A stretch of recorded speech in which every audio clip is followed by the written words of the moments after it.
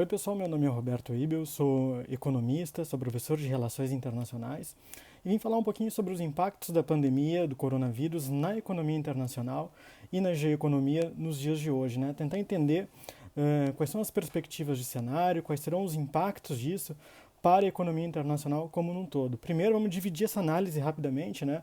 O cenário anterior, o cenário atual e o cenário das perspectivas, né? O que a gente preconiza, o que a gente pode imaginar aí para o futuro imediato após a pandemia. Bom, o cenário anterior, então, desde lá novembro do ano passado, quando tem os primeiros casos, até ali início de março, nós tínhamos consolidado uma guerra comercial entre a China e os Estados Unidos, que estava impactando as relações econômicas internacionais. Nós tínhamos uma retomada lenta do crescimento em alguns países do sul global, né? Não de forma generalizada, mas dava uma tendência de crescimento. Tinha-se duas incertezas a nível macroeconômico a partir de questões políticas.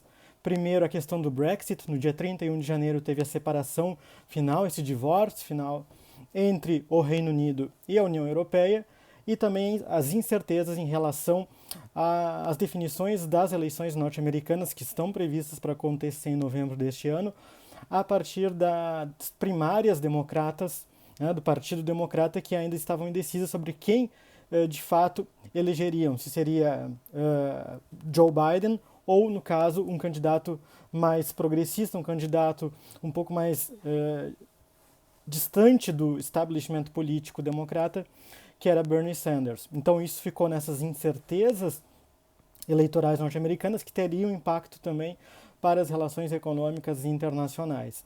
E por fim, a questão mais recente, antes da eclosão da crise da pandemia do coronavírus, foram os contenciosos sobre a definição dos preços do petróleo por parte da Arábia Saudita e por parte da Rússia, né? A partir disso, então, o cenário atual que nós temos hoje, parece que todos esses fatos aconteceram uma década atrás, mas na realidade são fatos desde novembro do ano passado, que vinham se agravando.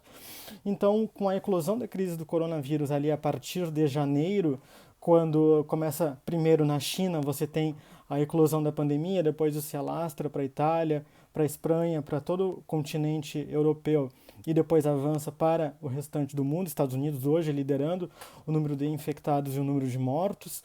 Então, isso também se alastrando para a América Latina, Brasil, continente africano e todo o sistema internacional. O cenário hoje de impacto direto na economia, você tem primeiro o fechamento das fronteiras, né, que isso impede a circulação de pessoas pelo próprio contágio do vírus, evitar esse aumento do contágio, e também a questão da diminuição do tráfego de mercadorias, que acaba impactando a própria logística da cadeia produtiva.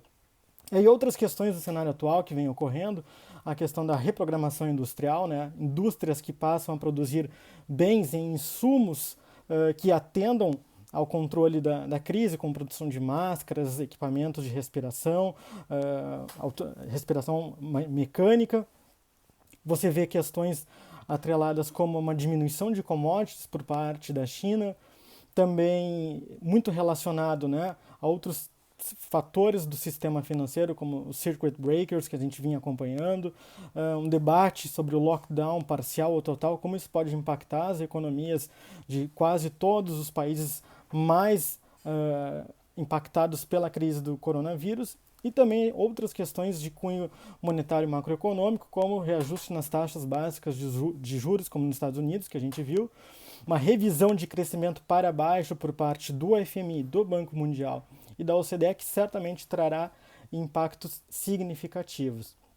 E as perspectivas, então, desse cenário pós-crise, a primeira, a principal, é uma necessidade urgente de reconstrução e reestruturação macroeconômica global, né? Então aí alguns economistas já têm lançado a proposta de um grande plano Marshall, semelhante àquele que nós tivemos na Segunda Guerra Mundial, a nível internacional, justamente comandado por algumas dessas organizações que eu citei, né? O FMI, o Banco Mundial ou a própria OCDE. Também surgirão, com certeza, oportunidades para os países do sul global que passam, né, nessa crise do coronavírus como novos atores geoeconômicos, né, atores, então, que possam substituir uma certa hegemonia econômica ou geoeconômica antes ocupada, sobretudo, por Estados Unidos e países do bloco europeu e o Reino Unido. Então, quais são esses possíveis novos atores hegemônicos que a gente vem trabalhando? É a China o Japão e a Coreia do Sul, né? Então é por isso, eu destaco ainda como outros 3 cenários importantes, a questão da relevância dos investimentos em pesquisa científica, né, sobretudo nas instituições e universidades públicas de pesquisa que têm demonstrado, então, uma atividade muito importante na elaboração de equipamentos, de testes, de medicamentos, possíveis vacinas. Então é importante esse papel do Estado, né? A gente tem percebido nesses 3 países, China, Japão e Coreia do Sul, e que tem então se expandindo para o restante do mundo, inclusive no Brasil. Crise, né? Essa crise que é oriunda da pandemia do coronavírus nos deixa 2 questões principais. A primeira é um questionamento sobre esses modelos econômicos que até então estavam vigentes, né? Será que eles serão suficientes para controlar, para conter essa crise atual e pandemias e crises futuras? Então fica esse questionamento para os economistas, para os internacionalistas e para os cientistas políticos.